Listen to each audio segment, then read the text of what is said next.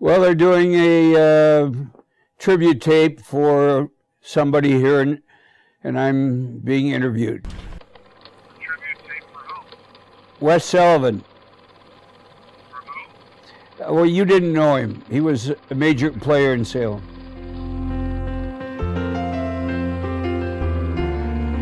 He was a guy who accomplished things in writing and everything else he did. He loved to hold up a newspaper and tell how he would have written the headline. It was fun. It was fun being married to him. He volunteered for all kinds of things that his publisher didn't want him to. How can you write editorials when you're actually out there doing things? And my father would respond, how can I not be doing things? Wes used his education to be very conscious of knowing not only about his own community, but about his state and the nation. And I always found him to be very concerned with what was going on in our country.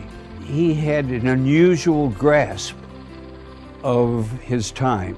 It came from his heart. It came from his inner being, and I don't know if a teacher can teach that. He just was one heck of a supporter of this journalism school, and we should never forget that.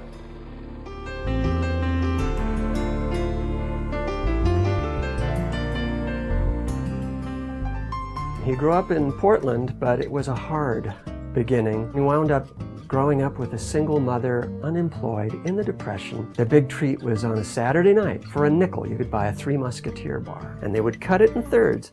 1/3 for Grandma, 1 for Mom, and 1 he would get. That was their treat for the week. When I was 2 years old, he bought the wood for a barracks that was being torn down. And he and my mother pulled the nails out of the wood, and they went down to the beach and they built a cabin out of it. He was always going somewhere, doing something.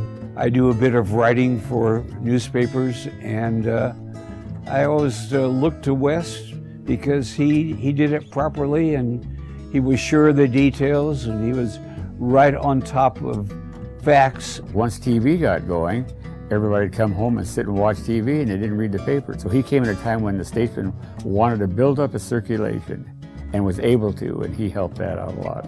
One of the most important people in my father's life was an early English teacher. I think he was in grade school. Father had written some paper, and afterwards this woman pulled him aside after class and said, "You can write." She was so convincing that he had to believe her. Then he started sending out stories and winning prizes, and went to the university. At one point, my father pulled me aside and said, "You can write." I had to believe him.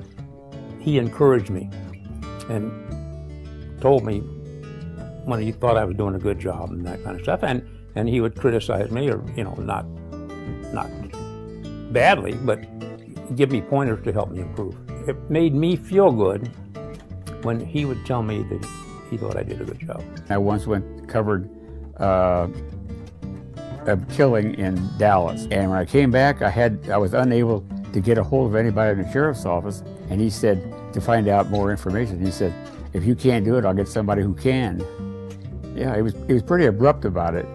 Well, luckily, Dan Davies, he knew some of the sheriff's deputies because he covered Polk County, and he called them, and they called me, and I got all the information. But I did learn not to tell Wes that I couldn't do something, because he would just say, "I'll get somebody else to do it."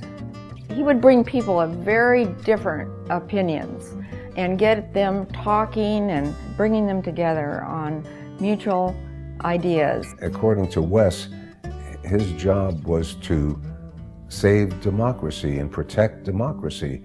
That's the mission that he tried to carry out as an editor, and I think he did a great job.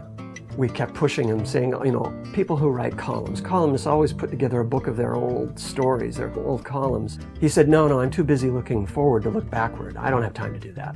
So my brother and I got together 15 years of his columns from the Oregon Statesman, sorted them out, graded them. I edited them together, put them in a book which we called Jam on the Ceiling, published the book secretly without telling him, and put it under the Christmas tree with a note, "Open me last."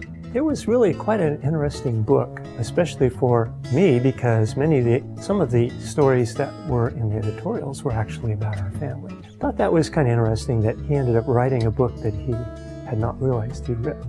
This was a guy who was funny at times, but could cut right through. This was a guy who could write editorials that meant something. He taught me to have fun. He was a gift of the universe to me. Wes, it was a thrill to find out you were getting this award from the J School, and I think it's very well deserved. Congratulations. You've left a very deep impression on all of us who knew you. And more than that, you have made a constructive job of making Salem a better place for all of us in which to live. Wes, I'm sure that your hearing is still good, and I want you to know how much I've always admired you and what an inspiration you've been to me and other people in the field of journalism. Wes, congratulations on your award from the University of Oregon. You certainly have deserved it and done so much to merit your award and help the Statesman Journal and hundreds of employees and reporters and members of the public. Way to go, Dad. This is really great. I'm very pleased and happy for you. Bless you, dear Wes, and bless you for gracing not only my life, but so many lives. Dad, this one's for you. You've earned it.